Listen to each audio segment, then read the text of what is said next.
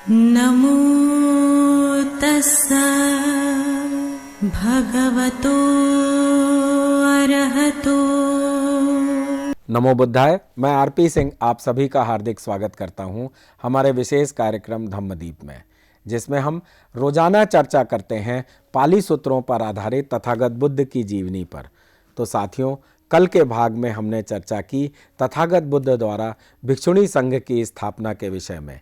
इस श्रृंखला को आगे बढ़ाते हुए आज हम चर्चा करेंगे बुद्ध के जीवन काल के दौरान ही कौशाम्बी में कुछ भिक्षुओं के बीच विवाद के विषय में। इस विषय पर विस्तार से प्रकाश डालने के लिए हमारे मध्य उपस्थित हैं भंते कुशल सुमन जी। आपने बुद्ध दर्शन में उच्च शिक्षा प्राप्त की है तथा आप अनेक सम्मानों से अलंकृत होने के साथ साथ अनेक मंचों से बुद्धिज्म पर अपने विचार रख चुके हैं। तो हम स्वागत करते हैं भंते कुशल सुमन जी का। बंदामी भंते जी, आपका बहुत बहुत स्वागत है हमारे इस विशेष कार्यक्रम में। भंते जी, हमारे पास ईमेल तथा व्हाट्सएप पर निरंतर प्रश्न आ रहे हैं तथा सुझाव भी मिल रहे हैं। प्रश्नों की संख्या इतनी बड़ी है किंतु सभी प्रश्नों को समाहित करना यहाँ पर बहुत ही कठिन है, इसलिए कुछ चयनित प्रश्नों को हम यहाँ समाहित कर रहे हैं। इसी क्रम में आपसे पहला प्रश्न पिछले एपिसोड से जुड़ा है। भिक्षुणी संघ की स्थापना के दौरान माता महाप्रजापति के समक्ष रखे गए 8 गुरु धर्मों को कृपया तो एक बार पुनः संक्षिप्त जानकारी दें। नमो तस्सा भगवतो अरहतो सम्मा संबुद्धस्स। नमो तस्सा भगवतो अरहतो सम्मा संबुद्धस्स। नमो तस्सा भगवतो अरहतो सम्मा संबुद्धस्स। सर्वप्रथम मेरे आचार्य श्री के पुण्य चरणों में कोटि कोटि नमन हो। फिर मेरे उपाध्याय भंते के पुण्य चरणों में कोटि कोटि नमन। बहुत बहुत धन्यवाद आपका आरपी सिंह जी। मुझसे एक प्रश्न पूछा गया है हमारे जिज्ञासु द्वारा। सर्वप्रथम मैं आपको साधुवाद देना चाहूँगा प्रश्न पूछने के लिए। प्रश्न कुछ इस प्रकार है। भिक्षुणी संघ की स्थापना के दौरान माता महाप्रजापति के समक्ष रखे गए 8 गुरु धर्मों के बारे में पुनः चर्चा करें। तो दर्शकों, जिस प्रकार कल हमने चर्चा की थी, राजा शुद्धोदन के परिनिर्वाण के बाद तथागत बुद्ध कपिलवस्तु में दोबारा जाते हैं। वहाँ जाकर निग्रोध पार्क में कुछ समय के लिए रुकते हैं और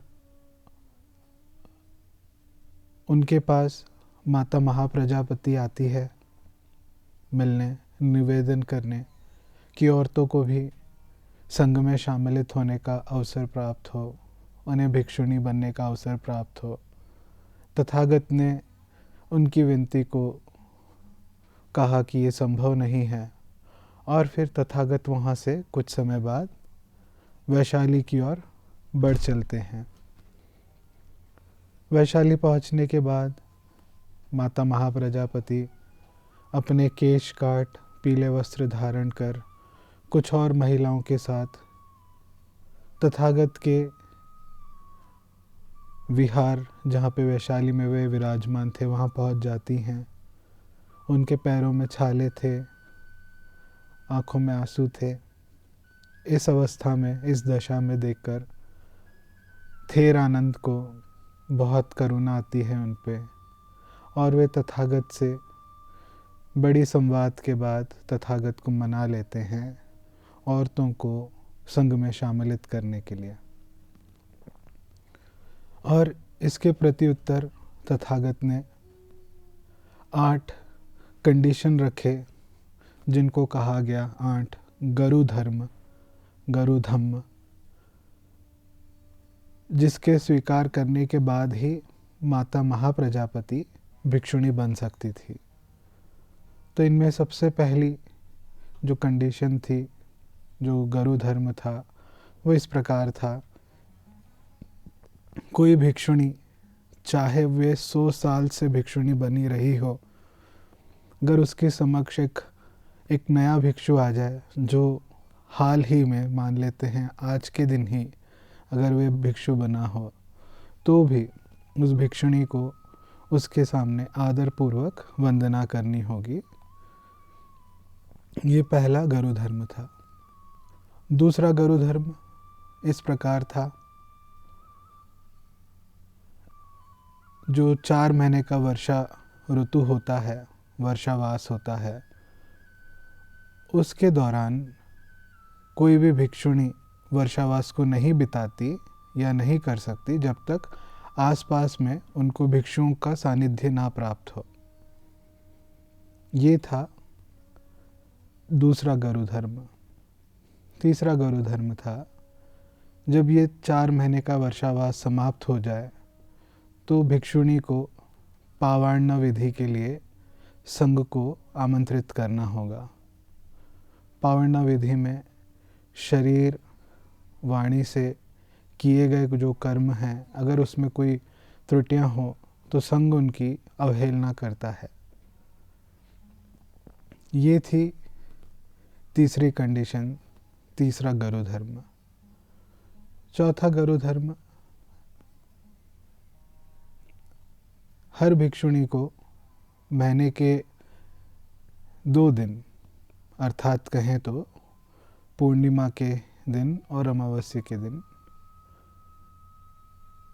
जाकर भिक्षुओं से पूछना होगा कि उपोषद की किस तारीख को हमें उपोषद रखना होगा। और इसके अलावा हर भिक्षुणी को संघ के सामने जाकर, भिक्षुओं के समक्ष जाकर उनसे धर्म देशना लेनी होगी भिक्षुओं द्वारा। ये भी एक गरु धर्म कहलाया, चौथा गरु धर्म। पांचवा गरु धर्म इस प्रकार है, अगर कोई भिक्षुणी उससे कोई घोर अपराध हो जाए या विनय के नियम को वो उल्लंघन कर दे, तोड़ दे, तो उसे स्वयं से संघ के समक्ष जाकर अपने उस दुष्कृत का प्रकाश करना चाहिए। ये भी पांचवा गरु धर्म कहलाया। छठवां गरु धर्म, एक भिक्षुणी को किसी भिक्षु की किसी भी अवस्था में, किसी भी परिस्थिति में त्रुटियों को नहीं दिखलाना चाहिए और ना एक भिक्षु से उसे कटु शब्द बात करने चाहिए। ये कहलाया छठवां गरु धर्म। सातवां गरु धर्म, एक भिक्षुणी किसी भिक्षु को धर्म देशना नहीं दे सकती। अगर वे धर्म देशना देती है तो उसका वो दुष्कृत माना जाएगा, मगर एक भिक्षु चाहे तो भिक्षुणी को धर्म देशना दे सकता है, इसमें उसका दुष्कृत नहीं माना जाएगा। ये कहलाया सातवां गरु धर्म।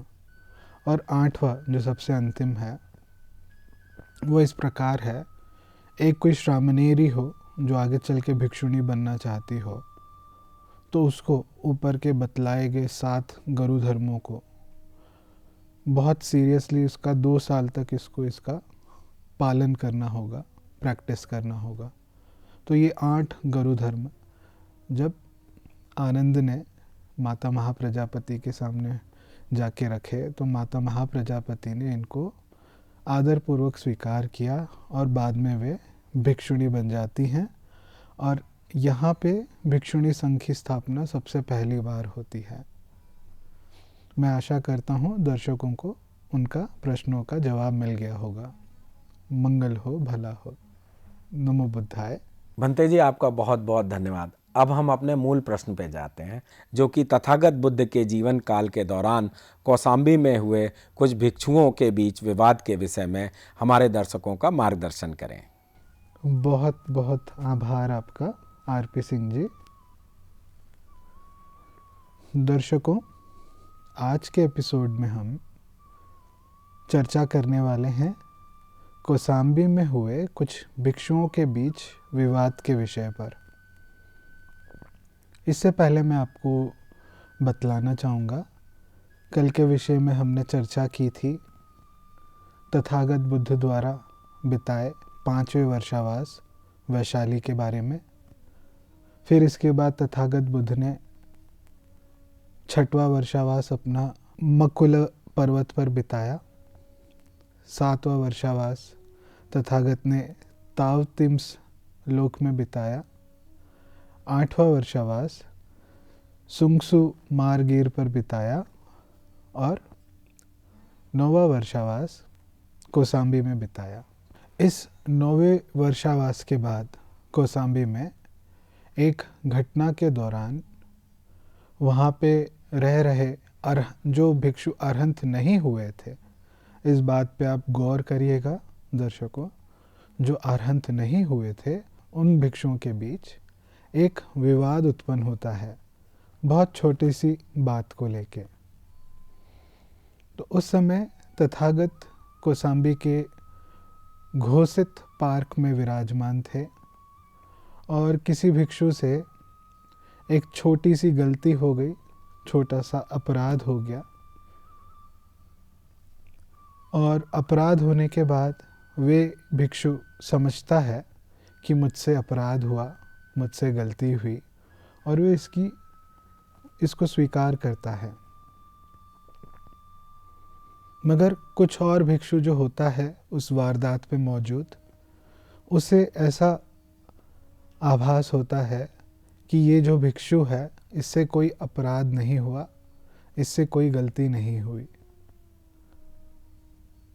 तो ये घटना घट जाती है। जिससे अपराध हुआ, जिससे गलती हुई, वह पहले स्वीकार कर रहा था, वह जानता था। बाद में उसको जब इस भिक्षु ने बतलाया कि तुमसे कोई गलती नहीं हुई, कोई अपराध नहीं हुआ, तो ये अब स्वयं को अपराधी, दोषी नहीं मानता। अब इस घटना के कुछ दिनों बाद जब वो भिक्षु जिससे अपराध हुआ था, अब वो खुद को जब अपराधी नहीं मानता, तो उसे कुछ दिनों बाद आके कहा जाता है कि तुमसे अमुक अमुक दिन अमुक अमुक वारदात पे अपराध हुआ, दोष हुआ। क्या तुम उस अपराध को, वारदात को स्वीकार करते हो? जाहिर सी बात है, कुछ दिन निकल गए तो उसे याद नहीं था। तो उसने कहा कि मैंने कोई अपराध नहीं किया, मुझसे कोई गलती नहीं हुई, तो मैं स्वीकार किस चीज़ का करूं? उसके इस जवाब को सुन के वो जो भिक्षु आए थे, जो इस विषय पे इन्वेस्टिगेशन कर रहे थे, उन्होंने इस अपराधी भिक्षु को निलंबित कर दिया, सस्पेंड कर दिया, संघ से बाहर निकाल दिया। अब जिस भिक्षु को निलंबित किया गया, सस्पेंड किया गया, वह बड़ा समझदार था, दूरदर्शी था, विनम्र था और बुद्ध के द्वारा सिखलाए गए विनय और धर्म का, कहो तो सूत्र का विशेषज्ञ था। तो उसने क्या किया, अपने कुछ और जानकार भिक्षुओं के पास ये बात ले गया। बात ले जाने बाद उनके जो मित्र हैं, उनके जो भिक्षु हैं, उनको बताता है ऐसी ऐसी बात हुई है, मुझसे पूछा गया कि मैंने ये अपराध किया है, तो मैंने बताया उनको कि मैंने ये अपराध नहीं किया है। तो जब मैंने अपराध किया ही नहीं तो उसका दंड मुझे कैसे दे सकते हैं? तो कुछ और भिक्षुओं ने मुझे संघ के बाहर कर दिया है, तो कृपया कर आप सभी मेरे मित्र मेरा साथ दें। तो ये अपराधी भिक्षु इन लोगों को, अपने मित्रों को अपने पक्ष कर लेता है, अपना समर्थक बना लेता है। और इसके अलावा प्रदेश में अन्य जगहों पर रह रहे उसके मित्र भिक्षु, उनको भी ये सूचना पहुंचाने लगाता है कि इस प्रकार की वारदात, इस प्रकार की घटना घटी है और आप लोग तत्कालीन जहाँ कहीं भी हैं पहुंच जाएं मेरी सहायता के लिए। तो अब ये सारे मित्र इस भिक्षु के एक टोली बनाकर, एक मंडली बनाकर उन भिक्षुओं के पास जाते हैं जिन्होंने इस भिक्षु को अपराधित समझकर मानकर संघ के बाहर किया था।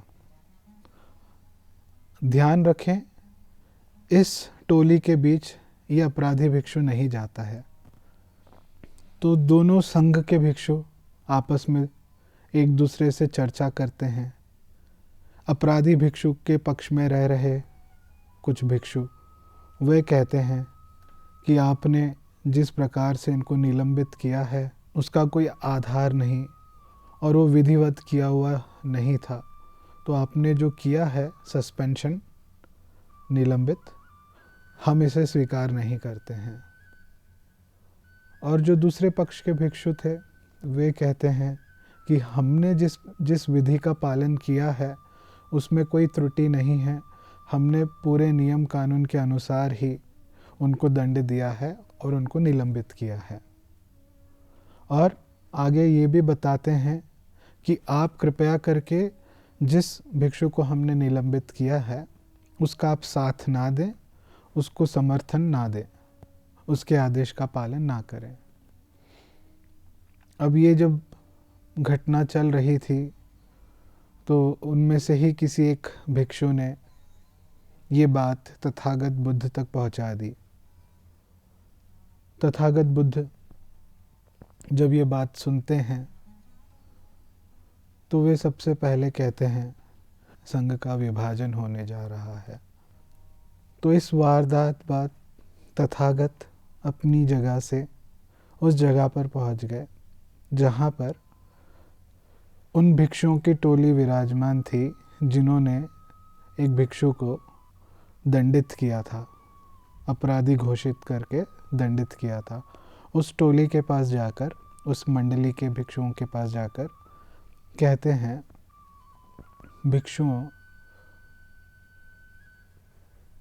किसी कल्पना के आधार पर, क्योंकि तुम लोगों को ऐसा लगता है कि उस भिक्षु ने इस प्रकार का अपराध किया है, उस कल्पना के आधार पर क्योंकि तुम्हें ऐसा लगता है और तुम उस भिक्षु को निलंबित करते हो, तो ये अच्छी बात नहीं।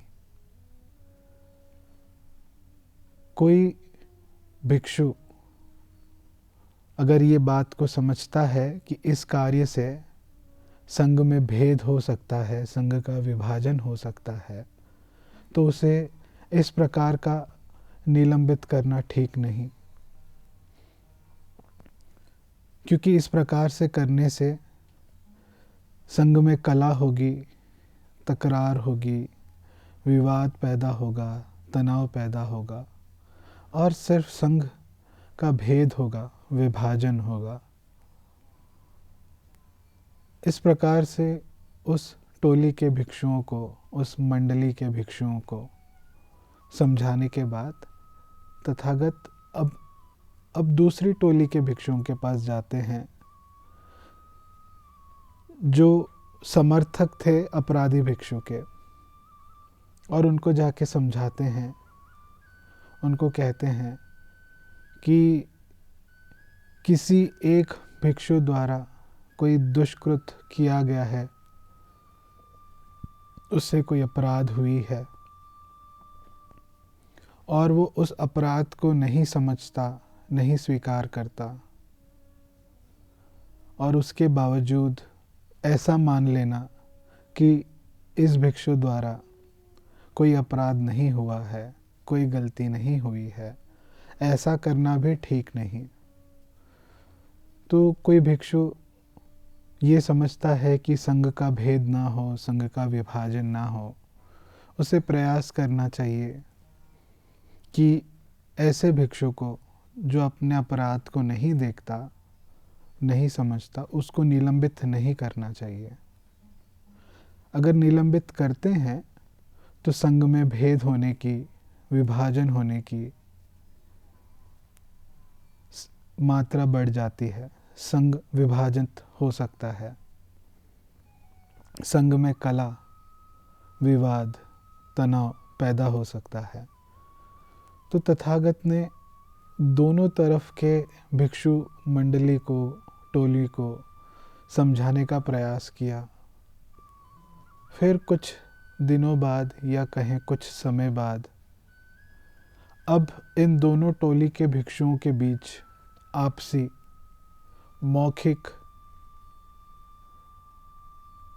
मौखिक तौर पे एक दूसरे को ये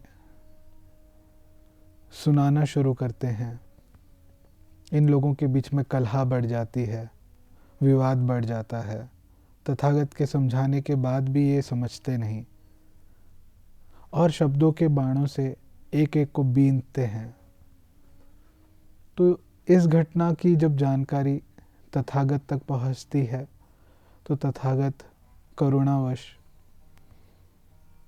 उनके पास जाते हैं और उनको कहते हैं, बस बहुत हुआ कलह, बहुत हुआ विवाद, बहुत हुआ तकरार, शांत हो जाओ। और वो भिक्षु नहीं सुनना चाहते। वहाँ पे 2 बार 3 बार तथागत समझाते हैं। ये बहुत बड़ी बात है, एक बुद्ध होकर उनको 3 बार समझाना पड़े।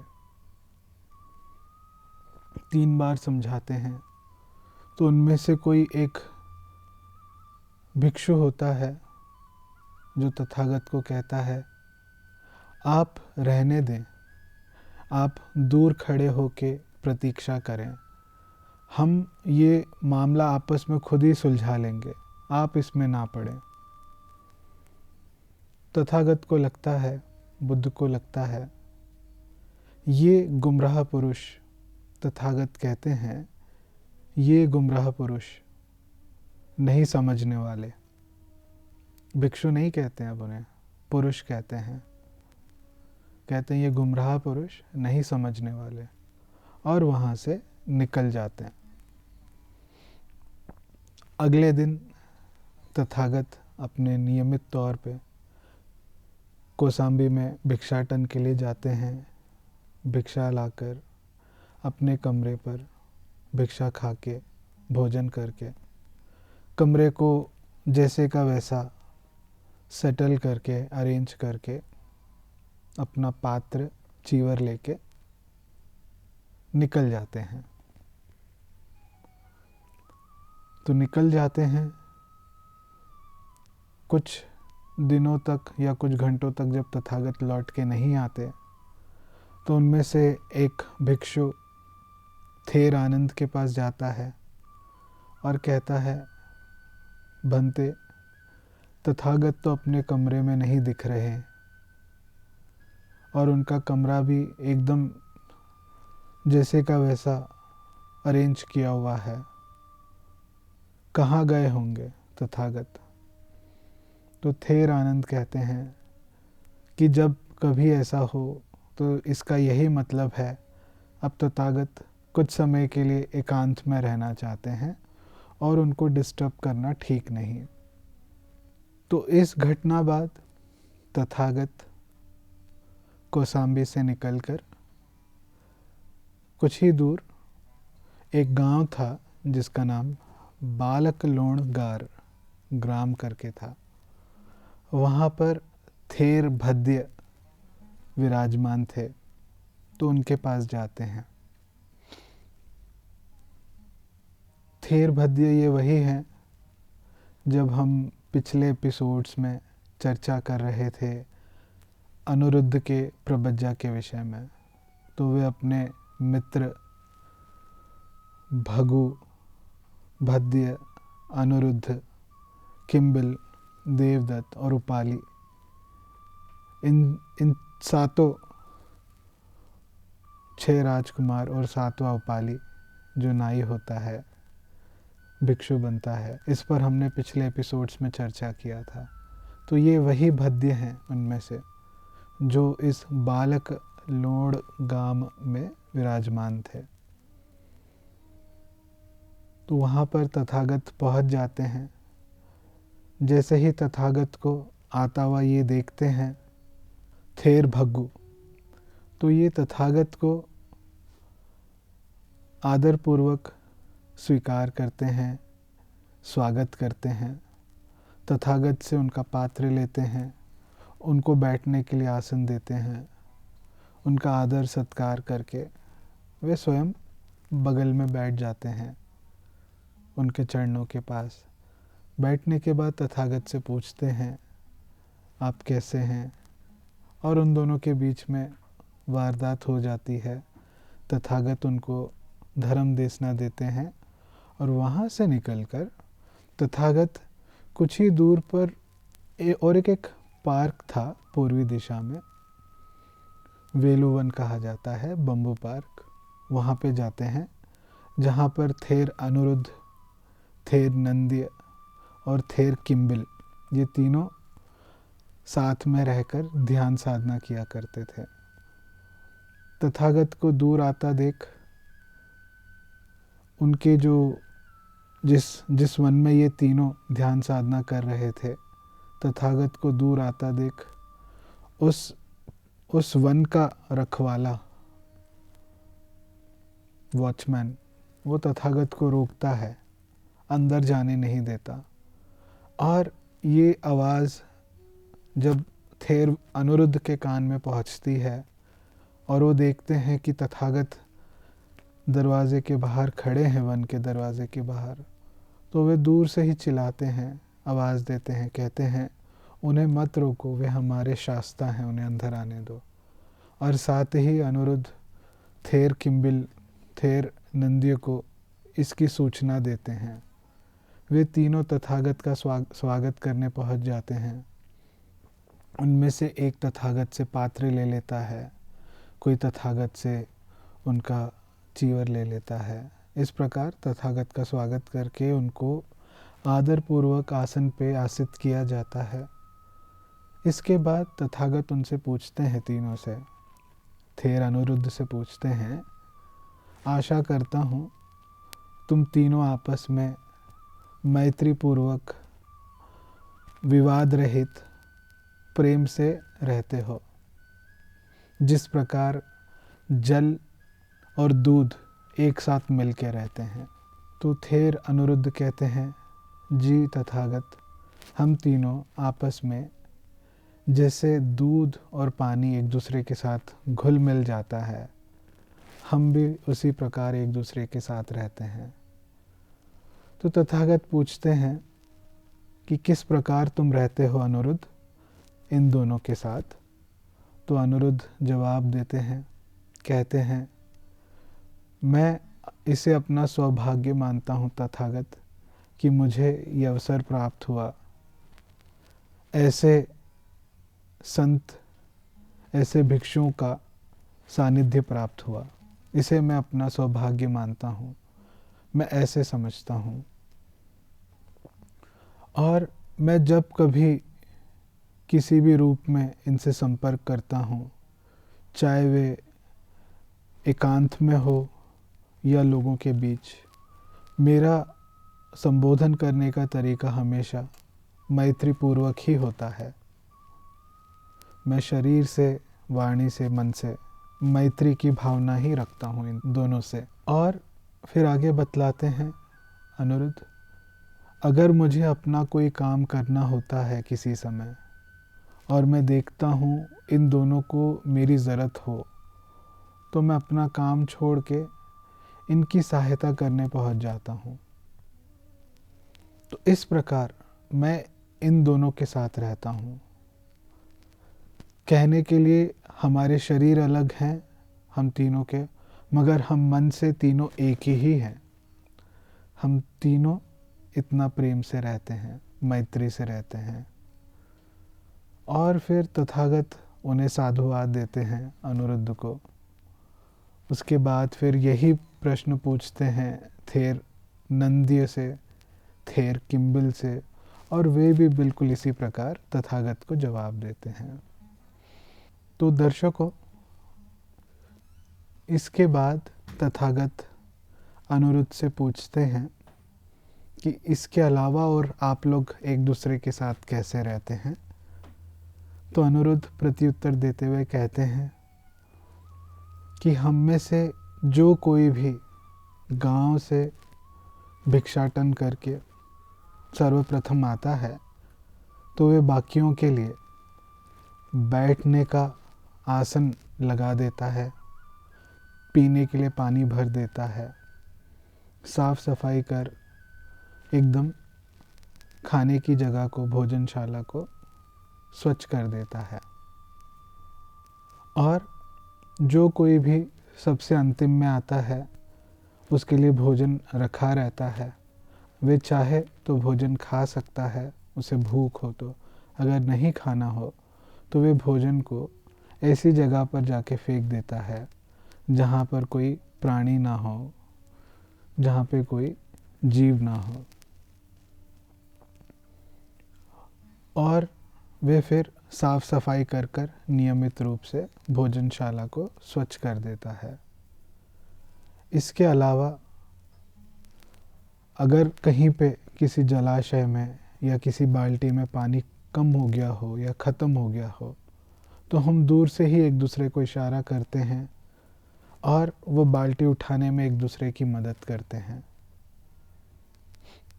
हम इस दौरान में एक दूसरे से वाणी से संपर्क नहीं करते, मौन बना के रखते हैं। और प्रति 5 दिनों में एक बार हम तीनों बैठते हैं, बैठकर धर्म पे चर्चा करते हैं। इस प्रकार हम रहते हैं। तथागत उनको साधुवाद देते हैं। तो दर्शकों, आज के एपिसोड के लिए इतना ही। बाकी की चर्चा हम अगले एपिसोड में करेंगे। बंते जी, आपका बहुत बहुत धन्यवाद हमारे दर्शकों को इस महत्वपूर्ण जानकारी देने के लिए। भवतु सब्बमंगलम, भवतु सब्बमंगलम, भवतु सब्बमंगलम। सबका भला हो, सबका मंगल हो, सबका कल्याण हो। सुखी हो, सुखी हो, सुखी हो। साथियों, आज के प्रोग्राम में बस इतना ही। अब समय हो चुका है आज के प्रोग्राम के विश्राम होने का, लेकिन उसके पहले आपको बताते चलें कि आपके मन में भी जो जिज्ञासाएं हों या प्रश्न हों वह इस प्रोग्राम में आप पूछ सकते हैं। इसके लिए हमारा व्हाट्सएप नंबर है 9639010109 पर आप अपना प्रश्न पूछ सकते हैं, या हमारी ईमेल आईडी है subhartibuddha@gmail.com पर हमें उसमें भी आप अपने प्रश्न भेज सकते हैं। तो मुझे उम्मीद है कि आप अपनी जिज्ञासाओं को दबाएंगे नहीं और हमारे इस प्रोग्राम का हिस्सा बन अपनी जिज्ञासाओं को शांत करेंगे। तब तक मैं आरपी सिंह भंते कुशल सुमन जी के साथ लेता हूँ विदा। कल इसी समय आपके सामने फिर उपस्थित होंगे। नमो बुद्धाय। नमो तस्सा भगवतो अरहतो